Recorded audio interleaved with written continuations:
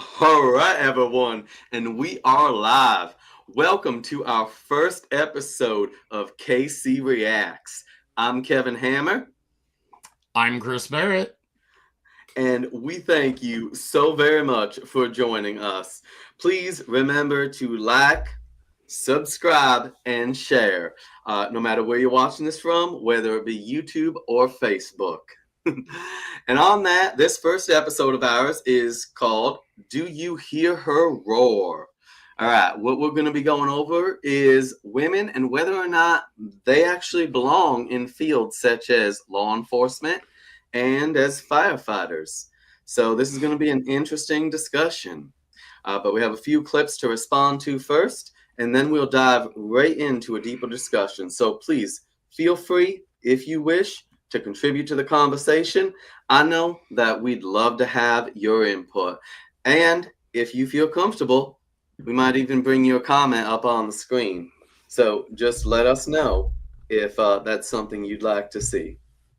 All right, so with that, we're going to play this first clip and then dive right in. So, as we all know, what happened with the LA fires, there's been a great discussion around DEI when it comes to the position of firefighter, and specifically whether or not women are appropriate when it comes to filling that role of firefighter. So, here we go.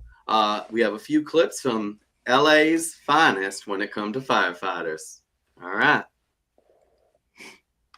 You want to see somebody that responds to your house, your emergency, whether it's a medical call or a fire call, that looks like you. It gives that person a little bit more ease, knowing that somebody might understand their situation better.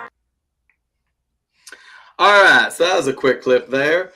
Chris, what do you have to say about that? About, that if you're on fire, that you want to see someone who looks like you. Or maybe has my same sexual orientation or desire to eat lobster, I mean, what the F? I mean, I don't give a damn what the person looks like, what their background is. I mean, hell, if they're there to save me, they can be the most conservative, gay-hating Christian, but as long as they care enough to save my butt when I'm in a situation like that, I don't care who they are. I don't need a gay person to come save me. I don't need a brown person to come save me, bi person, or whatever identity that you want to go with. It's just ridiculous. All right. So here's my take on this, right? Here's how I look at it when it comes to this. Right? I am just under 5'8", right? I am out of shape and I am pudgy. So no, I do not want to see someone who looks like me coming to my rescue in an emergency situation. I'm going to be honest, all right? Neither do I, Kevin. I don't want to see a Hulk of a man. All right, I want to see a Hulk of a man. I want to see a man who looks like he can pick me up, throw me over one shoulder, and while on his way out of the fire, he grabs someone else, throws them over his other shoulder, and carries us both to safety. So no, I do not want to see someone who looks like me when I'm in an emergency situation. All right, I just don't, especially if I'm trapped in a fire. Now, speaking of men trapped in fires, that brings us to our next clip with this same lovely individual. She's strong enough to do this, or you couldn't carry my husband out of a fire, which my response is, he got himself in the wrong place if I have to carry him out of a fire.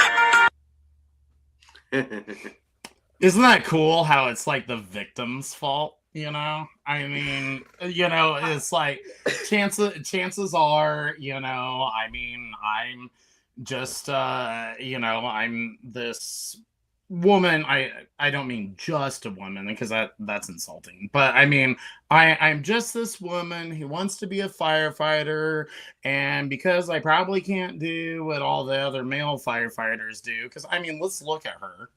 I mean, hello. She is not at the peak of health. Neither am I. So I'm not, saying something that, just to be mean. But the thing is she, probably couldn't carry that man out. So her excuse for not being able to do that is to essentially blame the victim. I mean, that's what's truly going on there. And that's ridiculous to suggest that, well, because I can't carry a man out, and let's face it, I mean, men way more tend to be more muscular, all that type of stuff. She probably can't carry a man out. But sometimes, Kevin, I just can't with these people. So this video, right? Well, it's funny because this video got a lot of hate in regards to this specific response. But to a degree, I'm going to be honest. I actually have respect for this woke feminist for being honest, right? You rarely see that. We have an honest woke feminist here.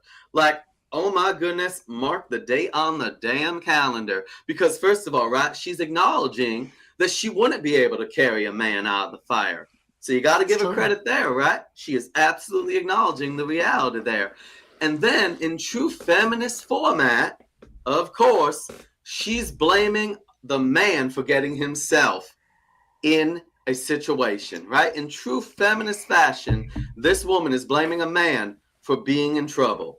So my take personally is I'll give this woman credit. At least she's being 100% honest when it comes to how she's expressing herself. So bravo there. And as you see on the screen there, it says only about 5% of working firefighters. It does say that only about 5% of working firefighters are women. That is the full. I did cut it off a little bit before the last part popped in.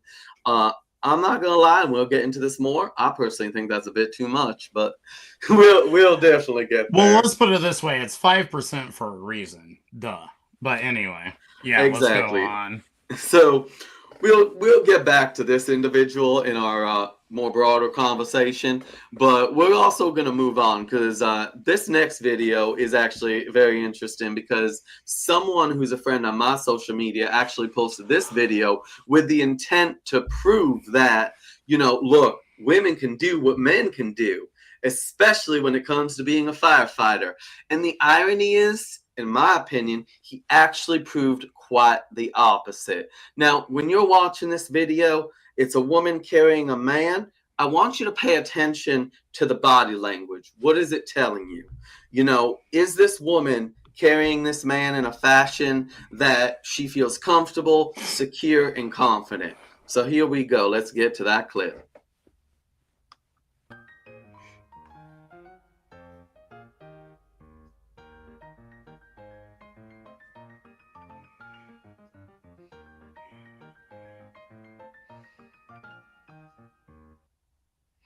All right.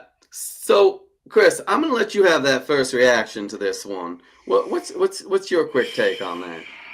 Well, I mean, it doesn't look like she's struggling terribly. But yeah, and we'll probably get into this more a little bit later on once we get past the clips and everything. But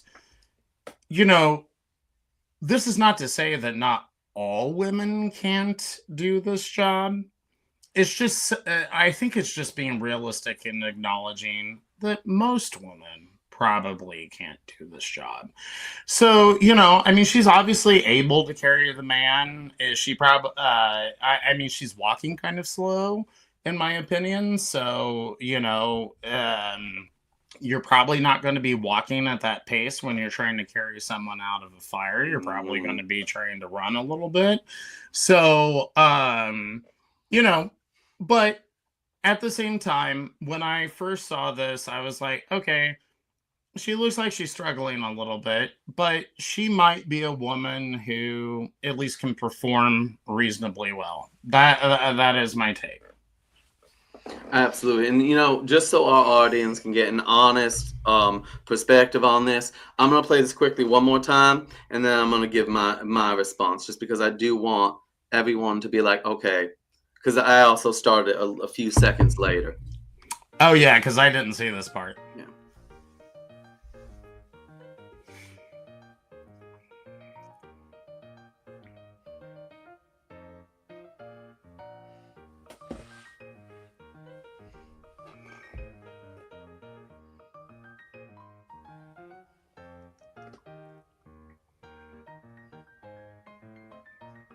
Before you give your response, Kevin, I do have to ask. Um, was she supposed to be walking so slowly? Do you know? So the full context behind this clip, I'm actually not familiar with that specifically. I just have this video clip and then the following one for us to respond to, which the next video clip is actually the man carrying her, and you are going to see a difference. Sure. So I don't have the full context there. Now, I assume it's a matter of carrying someone in a fashion that's safe, right? And Right. somewhat a timely manner. I assume that that is ultimately the goal that we're seeking here when it comes to this exercise. Now, I want to start off by saying that this woman is unquestionably fit, right? My asthmatic butt, I'm sure she could outdo me in a number of ways, running, all that stuff. So I'm not here to attack her in that sense. She is unquestionably physically fit. However, when I watch this video, granted it's not a large struggling, but I do see a little bit of struggling in her initial movements and her later movements. Just by the way her hips and legs are moving, I see a little bit shaking going on. But overall, to her credit, she manages to carry him, and you know what? I gotta respect that. I definitely gotta give her my respects for that. However, I do have the clip of the man carrying her, and that is the one we're going to watch next. So, ladies and gentlemen out there, let us know what you think. Here's the clip, the next clip.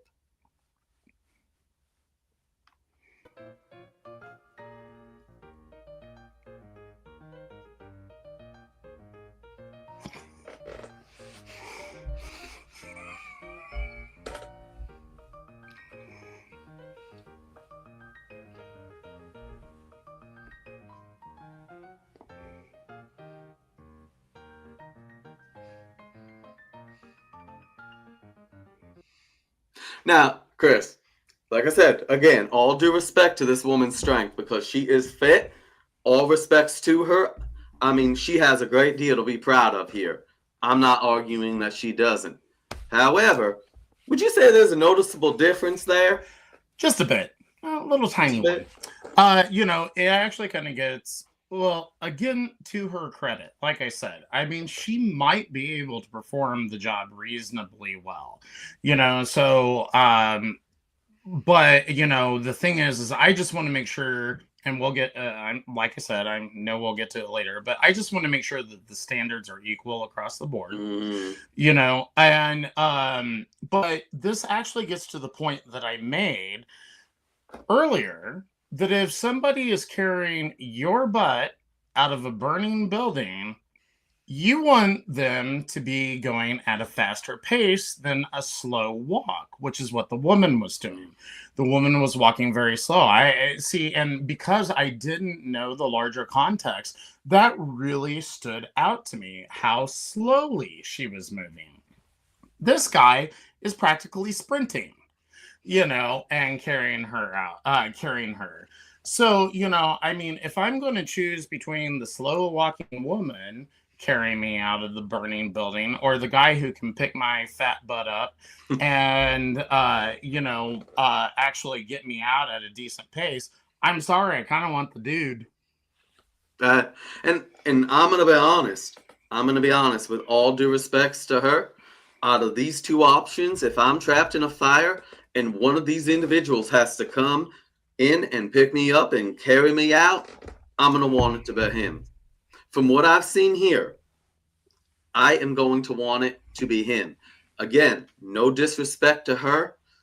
I have absolute respect for her and her level of fitness. I mean, clearly, she's worked hard and she deserves that, for that to be acknowledged, that she's worked so hard to get to where she is. I'm not making light of that at all. Right. So full props to her. But at the end of the day, when I'm looking at these two videos and I'm going to have to choose, I'm going to choose this man when it comes to rescuing me and carrying me out of a fire. So there are some, just to say, we do have some questions in the comments there. my good friend Vinny, who's a regular, watching when I stream. He is commenting on YouTube. Hello, Vinny.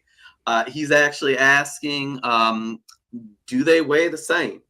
To be honest, I don't have their weights. I mean, that is a good question. However, it's clear he has more muscle definition. So, as we know, muscle tends to be heavier. So I'd assume that if these two individuals were to get on a scale next to each other, he'd probably weigh more than her.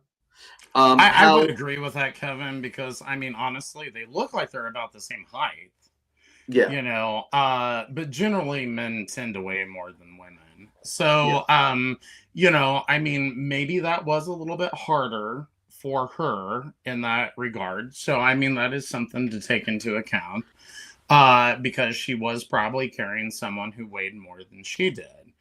But still, at the same time, I mean, he probably doesn't weigh that much more than she does. I mean, I think that's kind of my point. It's like maybe he weighs 15, 20 pounds more than she does, but that's probably about it. And so 15 to 20 pounds, I mean, I can pick up 15 or 20 pounds, and it's no big freaking deal.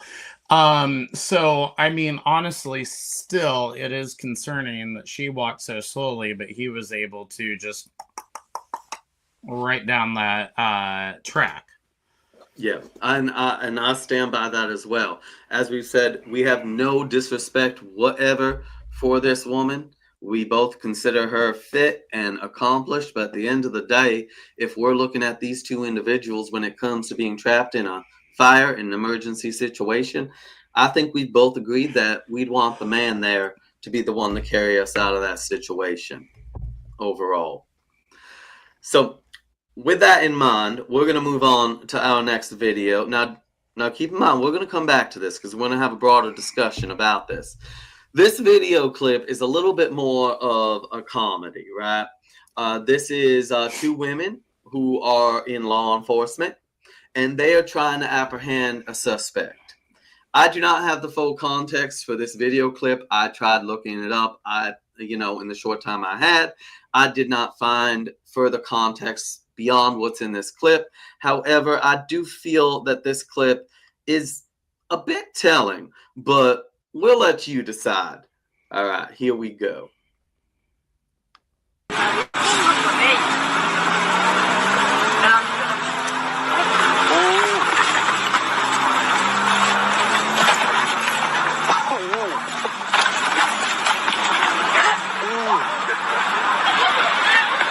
What the fuck, monsieur Akoui? Oui! Oh! Gado! Oh, monsieur Egon! Oh, lui est bon! Monsieur Egon! Oh! Get All right. Well, okay. I need to give some credit. She kept his jacket. She clearly wants to get it back to him, and that is nice of her. But anyways, no. Chris, I'm gonna throw it to you. What's your initial response to the very video? fact that she dropped the handcuffs, I'm kind of like that was my thing. I was like, I had actually forgotten that. In all fairness, so people know, I mean, I have seen these videos, but I kind of forgot about the handcuff thing for whatever reason. But anyway, I mean, again, it's a physical situation. I mean, there are going to be women who can do this job and do it well. I have no doubt about that. But my concern is, and I'm going to probably bring it up again, is that the reason that guy got away is because probably some standard was lowered so that these two women... Could you roll it back so we could see the police officers again, Kevin? Is that possible? Absolutely. Where we're... Yeah, so here we go. Yeah, so these, at least one of them looks fairly overweight, too. So that's also kind of an interesting thing. I mean, not that I haven't seen overweight male cops or Oh whatever, yeah. but yeah, right. But still, looking at this, I just don't feel that we're putting our best people out there. Period. Mm. And I'm gonna be honest. So, all right, my initial take on this is first I look at first I look at the female officers, right, and then I look at the assailant, the guy they're trying to arrest. All right, now these are not twig women. Now that's not me calling them fat. They are stockier women, and I'll use that phrasing because, well, I feel that's actually a compliment. These are stockier women. These are not, women who are going to be blown over by, a breeze, right? Now, this man, on the other hand, look at his legs. Look at his arms. This is a twig of a man. I swear my 7-year-old godson might be able to pick him up and toss him for a bit, I mean, I'm just saying, might be able to just toss him across the road. However, that means these two fairly stocky women could not handle this twig of a man right here. Now that's concerning for me, right? And then furthermore, when we look at this situation, I honestly, to their credit, I don't think they were trained properly, or they just didn't absorb the training properly. Because clearly there's a great deal here that just makes you kind of concerned, right? Like the way she tries to kick his leg during it, obviously the dropping of the handcuffs, like overall, I feel like whoever trained these women also wasn't the best at training them, to be honest. Just observing their approach and their techniques at subduing this man. So I'm just gonna go there. Is that I don't think that there's the training involved, but also the fact that I think this highlights the very real difference between men and women. Because here's my greater concern: what if this wasn't a twig boy who was trying to get away, right? What if this wasn't like a man who's like maybe 97 pounds soaking wet? What if this was a 6'5", 270-pound built man, and these were the two women trying to arrest him? Now I've seen. Yeah, Now I have seen. It wouldn't have happened. I've seen male police officers on several occasions struggle to deal with that in that situation, right? I've seen where it's that type of assailant, and there are 3 to 4 male officers that can barely contain that. And that's 3 to 4 male officers, and we're expecting these 2 women right here to possibly handle that. I honestly feel they were fortunate in this right here. They were fortunate that they got a twig boy. And all he wanted to do was get away. He didn't fight. He just wanted to get away. Yep. So, because they could have been put in a very dangerous situation, because if it was the type of guy that you were describing, they could have, I mean, quite frankly, honestly, been killed, and so yeah, they were lucky that they got the little twig boy, because they aren't particularly tall women, and you were maybe a little bit nicer about it. I said one looked like she was actually kind of overweight, but I mean, I don't know. Well, we'll go on. We'll talk more at length, I know. Yeah. So I won't keep going right now. Well, I mean, here's where we do get to the general conversation, right? Because that, this was the final clip. Like I said, I left this one for last because there is more context I do feel that's needed here to a degree, such as their training. But honestly, it is also very telling. Vinny in the comments actually said that he has seen this one. And he's talking about in general how, he's watched 2 male officers struggle to tackle child predator during arrest. And that's that highlights it right there, right? We've seen grown men, even fit male officers, struggle to, apprehend and restrain a suspect. Well, I mean, here's the thing, Kevin, now that we're kind of moving into the more general conversation. Here's the thing that I want to say to everyone who is watching this. I'm not saying it's impossible, and I think that I've kind of alluded to this, but I'm not saying that it's impossible for women to do these jobs. That's not what I'm saying. I'm just saying that the vast majority of women probably cannot effectively, and that is the key word there, effectively do these jobs. So, therefore, when the DEI advocates are looking at the numbers of women on a police force, or the DEI advocates are looking at the number of women on a fire department, I think that just given the natural differences between men and women, there's obviously, in these types of jobs, almost always going to be fewer women. And I think that we should just be okay with that. We need to be okay with the fact that there are differences between men and women. Because you know what? There's jobs out there that women are better at than men.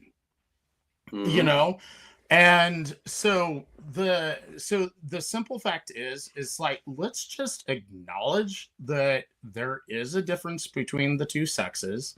It's okay to acknowledge that. It doesn't mean that one is inferior to the other. That's not what we're talking about here. Because of course I don't think women are inferior. I mean, hell, there's a shit ton of very intelligent women out there that are a lot smarter than me. So, I mean, I'm inferior to them, but the thing is when it does come to physical strength, and this goes to the military too, I thought that it was like so interesting that everybody, lost their minds over some stuff that Pete Hegseth allegedly said about women on the front lines and stuff like that. Do I think that in general we should be using a DEI concept for who is at the front lines of our wars? Hell no. I mean, I want the most rugged, tough men up there. And if there is a rugged, tough woman that can play with the boys, so to speak, fine. I'm not saying that that's entirely impossible, but here's the key, Kevin. There need to be standards in place that make sure that anyone, and they shouldn't be dumbed down in order to make sure that we can accommodate women or whoever we're trying to accommodate. There just need to be standards for a job. And especially when it comes to the police, firefighters, paramedics, people in the military. I want those to be super, super high standards in order for people to get in there. And like I said, some women will actually meet those standards, but not generally speaking, these are jobs that are mostly suited for men. And I just don't think there's any doubting that. And, Chris, as stated in the comments here, Vinny said, we know you're not sexist, Chris. We just know the stats. And also, Patriot Government TV says, sup, buddies. How you doing, man? And on Facebook, in response to this clip, we have Pamela, who said, thank God she did not drop her gun, which absolutely, and I think that goes in line with thank God that this man just wanted to get away. He was not up for a fight. Right. Now, so I might be considered a little bit more of a strict perspective on this. Where you might be able to get me to give a bit is if the standards weren't lowered at all, right? Right. We'll do a stream eventually where we'll go into the military standards and how they actually did change them in regards to like how many push-ups a man needs to do versus a woman, right?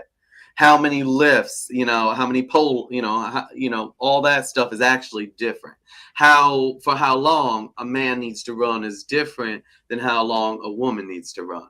Right? Now, if you were to say that there was this set standard that was the standard for men to reach, and there were some women who managed to reach that standard, all right, you'd probably be able to convince me.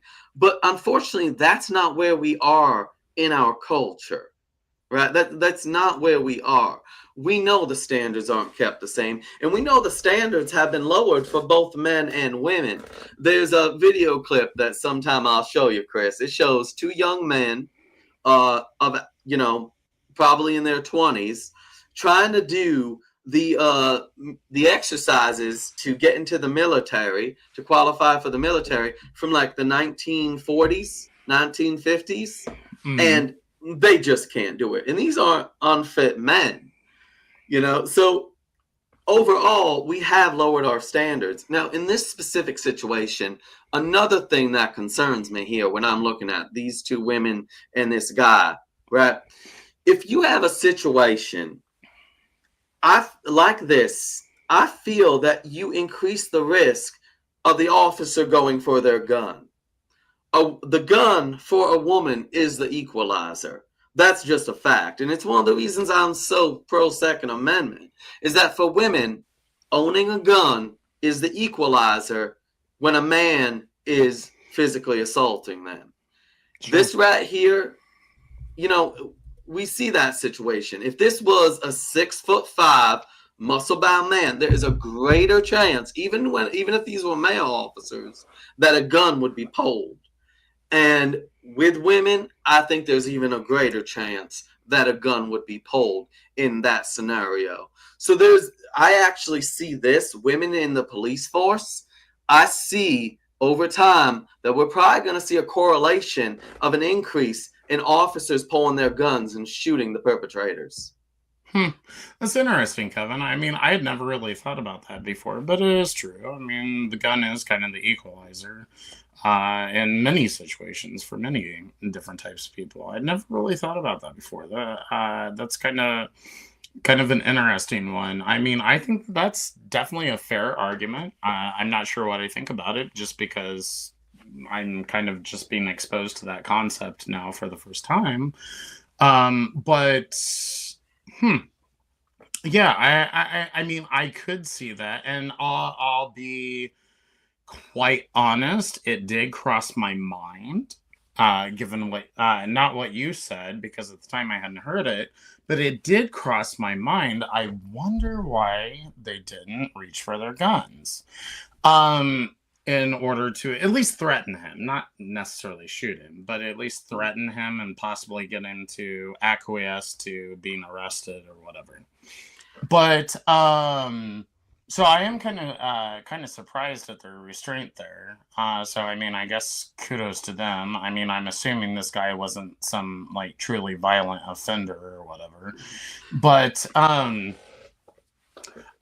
think what you were saying about standards being dumbed down so that we can be supposedly more inclusive. And I don't think that is actually inclusion. It's just stupid leftist It's bullshit. Dangerous. Yeah, it's just stupid leftist, dangerous bullshit, really. Yes. And, I'll go back to what I said. I mean, I want these folks to have the highest standards possible. I mean, obviously within reason, but the highest standards possibly put upon them, because they're going to be in extremely dangerous situations. I mean,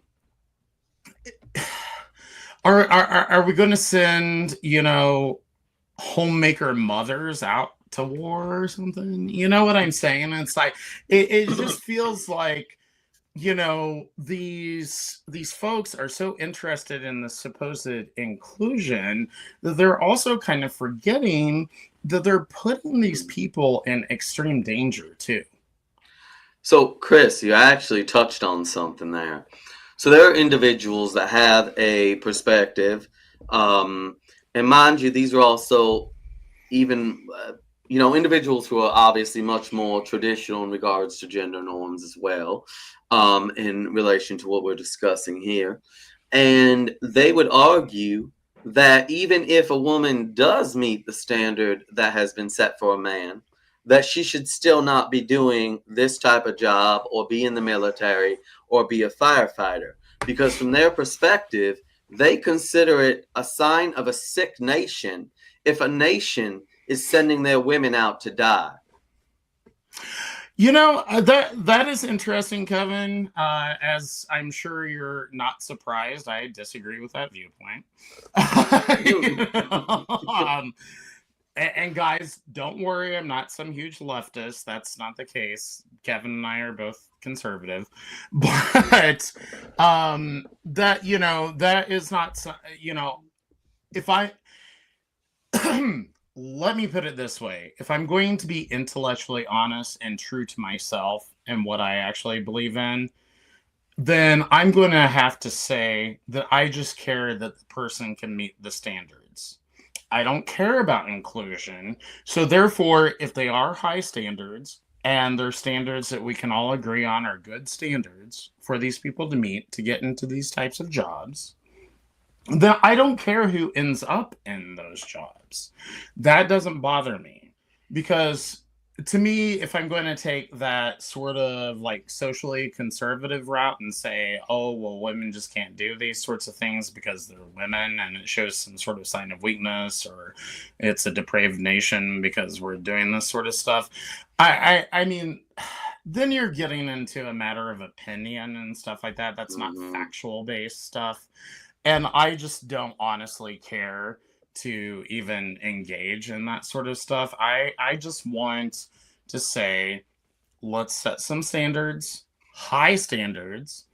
And guess what? I'll be the first to admit that in the military, in police departments, paramedics, firefighters, there will never, ever, as long as we have higher standards, be as many women in those jobs. Oh, absolutely. And that is just because I'm acknowledging that there is a difference between the sexes. But, I mean, while I can kind of appreciate to a certain degree, because I do try to keep an open mind, that sort of socially conservative idea that women shouldn't necessarily be the protectors in that sort of sense, I just don't think it's a smart political move, because, like I said, it's a matter of opinion. It's not based in fact. It's just, I don't think women should be able to do this. Well, what kind of law are you going to base on that? Well, I mean, overall, right? I mean, when people say, do we have laws that apply to one sex? I mean, we absolutely do, right? Currently, we have the draft. But I want to turn quickly to Vinny in the comments. Again, thank you, Vinny, for watching and contributing. He says, we might eventually have the homemaker women in combat if we go to war with Russia. Hopefully it doesn't happen. Now, here's the funny thing with that. I mean, mind you, I've never been to Russia, and I know I'm going off images, but I feel like the average woman in Russia, I feel like the standards just of being an average woman in Russia are higher than our standards for a woman entering the military in America. Have you ever seen that viral picture of the grandmother-looking woman carrying a log that's her height out of Russia? Yes, right? Yes, I've seen that. This woman, right? So, heck, Russian women are a whole different category. And, so I just wanted to comment on that quick. But seriously, though, I think we did see We have a great example, though, of standards being low, right? It just so happens in this scenario in these circumstances I'm gonna bring up, this situation where it was a woman that we saw this very much reflected on. Obviously, when there was the attempt on Trump's life, right? One of the agents in charge of protecting him was this short, thicker woman who struggled with her gun and wasn't even tall enough to cover Donald Trump, right? So first of all, because Trump's like, well, I think he's 6'2", 6'3", right? He's 6'4", 6'4", if I remember. 6'4". Mm-hmm. So he's 6'4", and then Barrett, well, that's a whole different animal altogether. Yeah, he's like 8 or 9 he's like feet tall. 7 something. I know, right? And continuing to grow, it seems. All right. And this woman she couldn't cover him even if she tried. So to be fair, I wouldn't even want a man who is 5'7" or 5'8" to be guarding a man who's 6'4". No, I don't well, like that. That sounds insane. And that's where you're being fair, Kevin. You know, because we're also acknowledging that with the high standards, there's going to be lots of men that can never get into these jobs, and that's fine too. Because we want the best of the best. Mm-hmm. That's what we're. I think that honestly, when it gets down to it, that's what you and I are both arguing for. We want the best of the best. Occasionally, Is that going to be a woman? Probably so. But in these jobs that we've been talking about, most of the time it's not going to be a woman. You know. And I think that's totally fair. I don't know why our society got to this point where, you know, there's this idea that we all have to be totally equal, because we're not. You know, I mean, you may be smarter than me. You know, I may be more physically fit than you. You know, whatever the case may be, there's going to be differences between us. And we're not going to be able to do all the same things. Plain and simple. And I think, though, part of the acknowledging the reality, right, is, as I talked earlier with that one woman who was carrying the man, right, she's fit. Mm-hmm. She could probably outrun me, especially I'm asthmatic, all that stuff, like the respect's there. But if you were to take a woman who had the same health conditions I do, who had the same level of activity as me, who, you know, all other aspects of our lives were the same, except I'm a man and she's a woman. Just by the nature of me being a man, I would be stronger than her. So if we lived the same lifestyle, right. We were the same height, similar weight. Mind you, men and women carry their weight differently, and muscle mass and everything's different. But if in similar lifestyle, just by virtue of me being a man, I would be stronger than her. Well, and these people forget that it's not even like muscle mass and all that type of stuff. I mean, men have larger hearts. We have larger lungs. We're able to deal with energy consumption in a way that women are just simply not even capable of doing, or at least the vast majority of women. Let's put it that way, because there's always exceptions, and I'm fine with acknowledging those exceptions. That's perfectly fine. But you know, for the most part, that is it. I mean, that's why we get in this whole thing about, you know, these so-called these trans-identifying males getting into female sports, you know, because they, by nature of going through male puberty, have a bigger heart, the bigger lungs, probably more muscle mass. And we have seen that even if they go on estrogen, it still doesn't reduce their muscle mass to any degree that is significant enough to, you know, put them on the same level as women. And even if you give them estrogen, it still doesn't change the size of their heart or their lungs. That doesn't change at all. So, I mean, even if their muscle mass might not be as great because they're taking estrogen, you know, I mean, they're, you know, they still will have an advantage over every woman, you know. So I mean, it is kind of interesting how there is this kind of like divide among the left and the right, but at the same time, we're also seeing a lot of leftists and right wing people come together over some of these issues. But here's the funny thing. I bet you anything that if any of my left-leaning friends are watching this video, they're probably super pissed at me right now.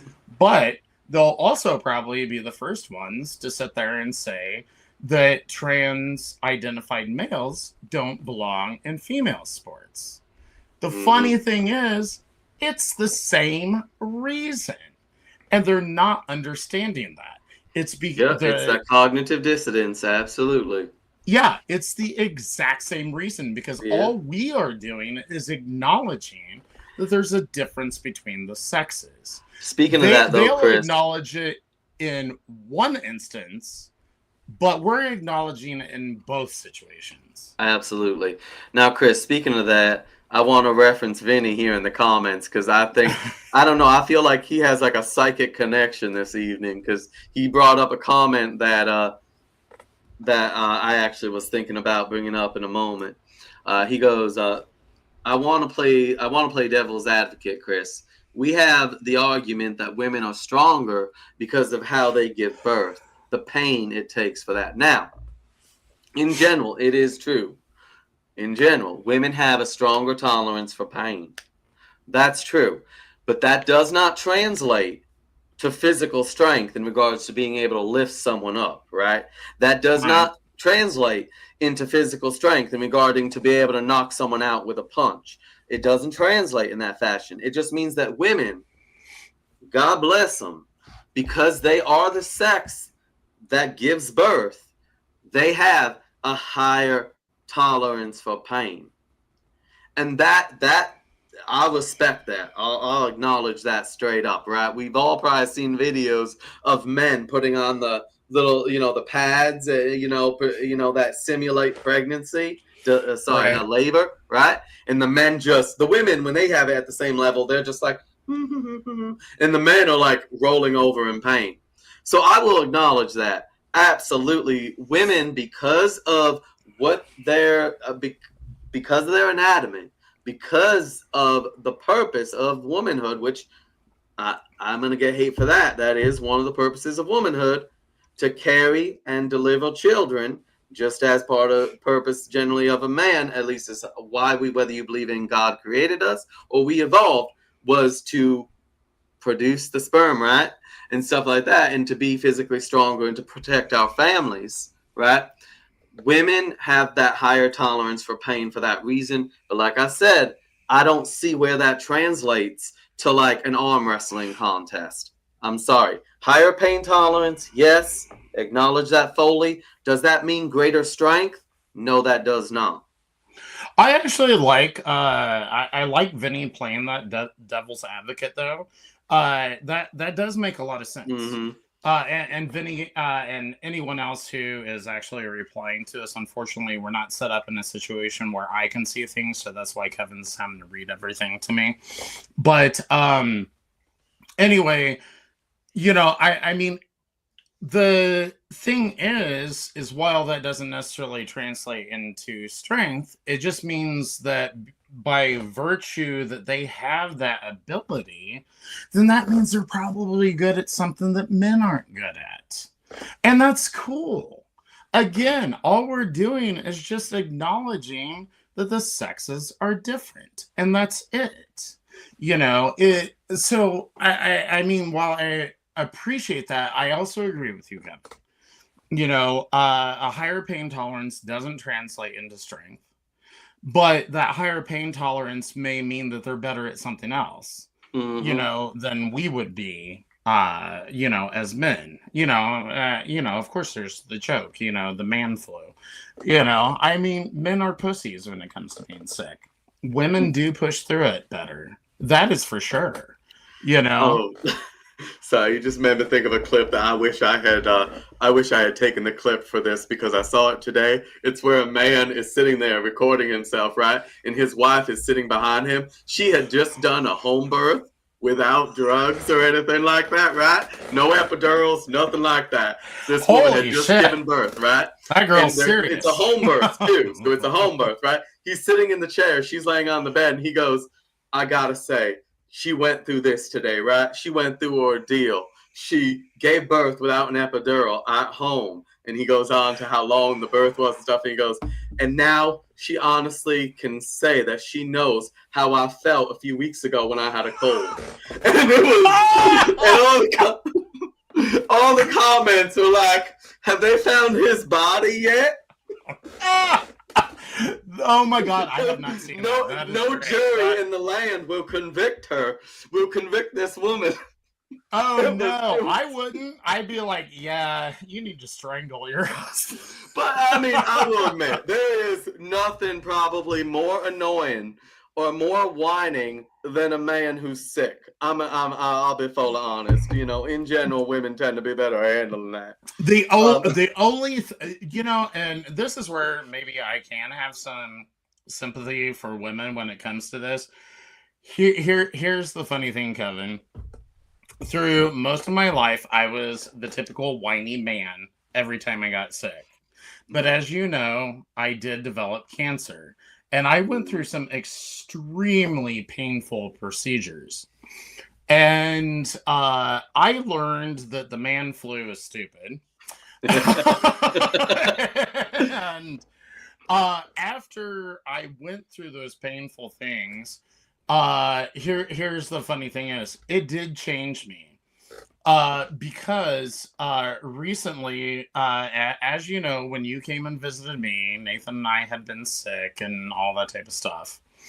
Nathan could not lift his ass out of bed. I was up bouncing around and doing everything. And even though I was sick as a dog. And so the thing is, you know, I mean, I was a man that was exposed to great pain, so it definitely raised my tolerance for that sort of stuff. But most men aren't that, don't go through that sort of thing. Mm-hmm. But nearly every woman does. I mean, they have to deal with fucking periods, you know, possibly like really bad cramps and all this type of shit that men never have to deal with. Yeah, and so because I quickly want to acknowledge some comments quick just before, because we're getting near the hour.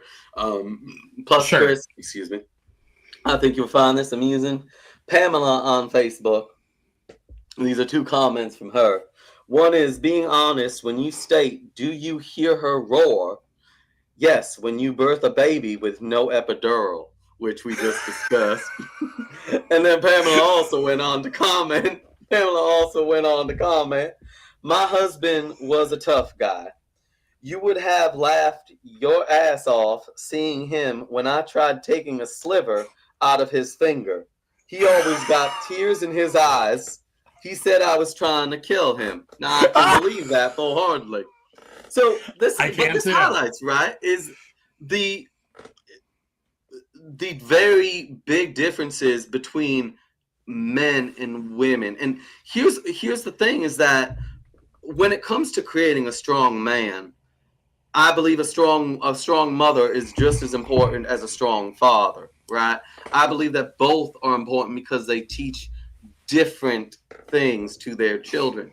But in regards to men and women and performance, there was a study, I think it was back in 2014, and if I'm correct, I think it was the Marines. It covered 400 soldiers. 100 of them were women, so 25%, and it studied how they performed in units. And overall, the mixed sexed units performed worse than the male-only units for various reasons. Obviously, there was handling of equipment, so that required the physical strength. And overall, then there's just personalities, which men and women have different personalities. That's just the fact. And I'll say this from working in a warehouse. I worked in a warehouse and I met women who did incredibly well in these environments. But do you know what the key was to these women doing incredibly well? When they came into that environment, they didn't try to make it a more female environment. They became they basically embraced being one of the boys to a degree, right? Some of them were became cruder than some of the guys. And that is at the end, though, I think a major part of the difference is the personalities too. So we think about the physical components of it, right? We think about women in general being weaker than men. And, but what we also have to realize and focus on is that there's different personalities. A man is more likely to not put as much emotion into considering a course of action as a woman is, right? Yeah, that's probably true. In general, yeah. I'll say so. And then this is one of the last points I want to make, since we're all getting close to an hour. Obviously, because of what happened with Trump and that one woman who was, I think she was an Episcopalian or something. I forget. Oh, are you talking about the bishop? Yeah, the bishop. Sorry, the bishop. Yes, she's Episcopalian. Yeah. Episcopalian, right? So that has created a greater discussion among people regarding should women have the priesthood or be religious leaders, right? And here's the interesting thing from a historical perspective when you look at this. I honestly think one of the reasons why in a number of faiths they were more restrictive of women being religious leaders is because women in general, I know there's exceptions, so don't comment with your second cousin twice removed who defeats this, what I'm about to say. I'm talking about in general. Women are going to be more sympathetic and emotional positions, right? And I think in faith, this is the thing. Men are going to be less sympathetic to emotional arguments against a certain scripture than women are. So a man is less likely to bend scripture to fit the needs of the individual, where a woman, because she has that sympathetic nature, she's going to be more likely to bend scripture to meet the needs of that individual that she feels sympathy for. That is actually kind of an interesting point, I will say. So here's kind of the funny thing. So guys, for those of you who don't know, I'm ethnically Jewish. I also practice Judaism as well. So Kevin's a Christian, I'm a Jew. Cool, whatever. Anyway, one of the things, though, that I did as a younger person is I went to St. Louis University. St. Louis University is a Catholic university. And I, did have some liberal female professors there. Yes, they do exist in Catholic universities as well. And when it came to the issue of homosexuality, if there was ever reason for that to come up, and granted, it wasn't very often, and it's not like I wore it on my sleeve or anything like that. But, if there was a reason for it to come up, especially like, say, in a theology class or something like that, the female argument was always very emotionally based. As opposed to being scripturally sound, and I'm talking about this from a Jewish and Christian tradition, because I am one of those Jews that actually knows Christianity and Judaism pretty well. When I talked to a theologian about it, I didn't like the answer that I was getting from the female professors that I talked to. So it just to draw it back just a little bit, guys. What was happening is at this time I was very confused about my homosexuality, in the sense that I wasn't confused that I was gay. I knew I was gay, but I wondered where God stood with me. And anyway, so I didn't go shopping for the right answer. I listened to everybody. But I found a lot more comfort when I talked to a male theologian who did admit that, he didn't agree with the church's stances on homosexuality. And then, of course, my interest was piqued. I'm kind of like, why? And so he talked about it, but he presented a very interesting historical argument, talking about the conditions of society at that time and what was going on, especially as far as temple prostitution, which often involved male prostitution, and those sorts So of he things. didn't just say God loves, right? Because that's No. generally what you would have probably gotten from. I know I might be stereotyping here for some people, but that's generally what you would have gotten from a woman. That is what I got. Exactly. That is what I got. God loves. Right. Right? And that Yeah. wasn't good. That wasn't good enough for me because I know God loves me. But I also know that there's this other stuff in the Bible that says he's not so wild about something dealing with homosexuality, at least. Well, this theologian like I said, gave me this very well-reasoned argument about, that essentially from his point of view, and this did calm my nerves, made me feel better.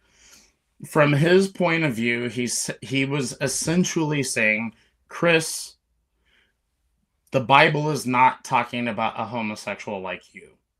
You're just a person who's attracted to someone of the same sex who wants to be in a nice, monogamous, long-term relationship, that sort of thing. He was like, it's not talking about people like you.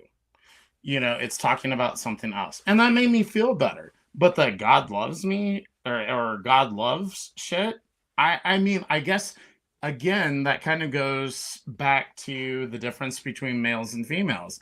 That might have made a woman feel good, but at me as a man, that did nothing for me. I think it's because also as men, not all men, but also as men, I feel like on some primal level, we want to be challenged. We need to, in order for something to feel truly earned, we feel that we need to have conquered it or we need to have earned it, right? Not just had someone hand it to us on a platter. And I think that even translates when it comes to faith, which I don't want us diving in fully because we are at the hour mark into a faith discussion because we'll be here forever with that. But in the future, I think that's one that we definitely will pick up and even bring someone or even two people on who are religious leaders to talk about that topic, because I think that's a topic that definitely is worth a deeper conversation that we just don't have time for this evening. But with that in mind, I do want to reference one more comment by Vinny because I have a response to it, and I think it will help us wrap this up.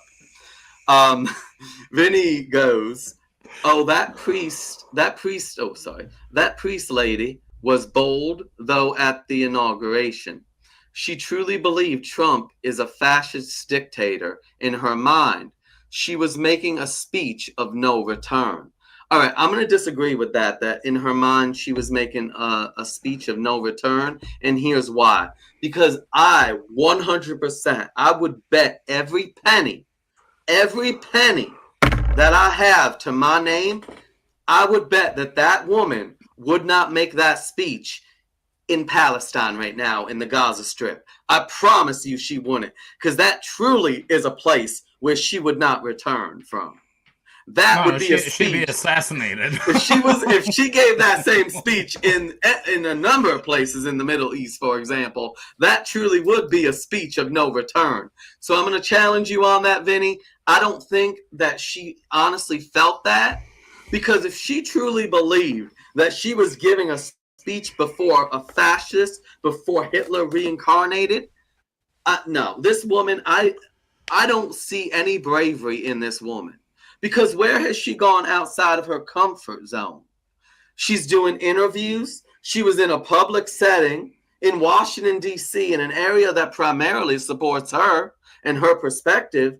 I don't see what she had to put at risk, what she had to lose. So I don't think she was brave at all. I think she was opportunistic. She knows that she's in Washington, D.C., a liberal city, that she's in a liberal church, and that the media, the mainstream media, will favor her. So All that she knew, and that's why she made that speech. It had nothing to do with no coming back from it. She knew she'd not only come back from it, she knew that people would celebrate her for it. Mm-hmm. Like I said, I would love for her to have tried that speech in the Middle East, in Gaza, in the Gaza Strip. I guarantee you she wouldn't have done it. No, it wouldn't have happened, for sure. And the thing is when I heard her speak, and I'll wrap this up pretty quickly, but when I heard her speak, she said trans, gays, maybe she included lesbians, I can't remember, as being afraid of Trump.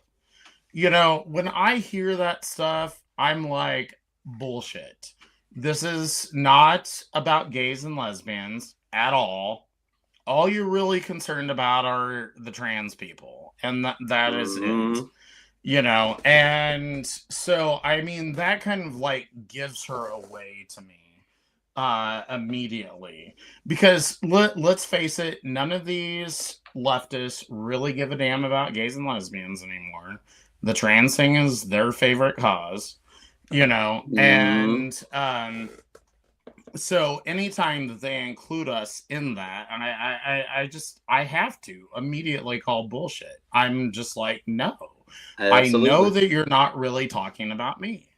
You're actually just talking about the trans thing.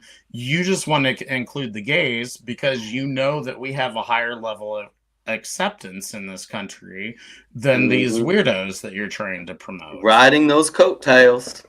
Exactly. So anyway, I'll shut up now. No, absolutely. So with that, people, we're at just over an hour. We didn't plan to go for that long, but I think we both knew we'd go for that long. So this was our first episode of KC Reacts.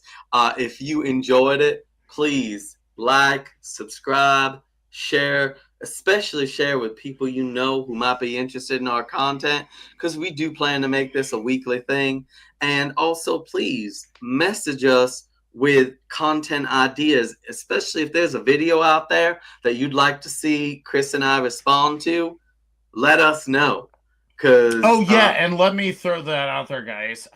So for any of you who don't know, I go by Midwest Homo 77 on X. You can find me on Facebook. I have a completely public account. Just look for Chris Barrett.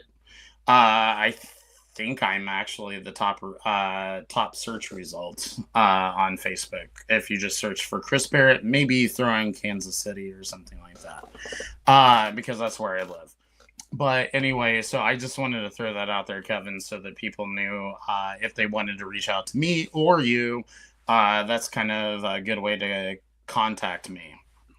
Which we'll definitely in the future, in all of our videos, once we get a chance to update them, to edit them, we'll put in the descriptions the best way to contact each of us. So please feel free to reach out, because we'd love to hear from you. And heck, if you have an interesting position, maybe we'll even have you on as a guest, and we can actually have that conversation live. With that, thank you all for watching our first episode. We greatly appreciate you. God bless. Have a great evening. And with that, we will catch you next time. Good night, everyone.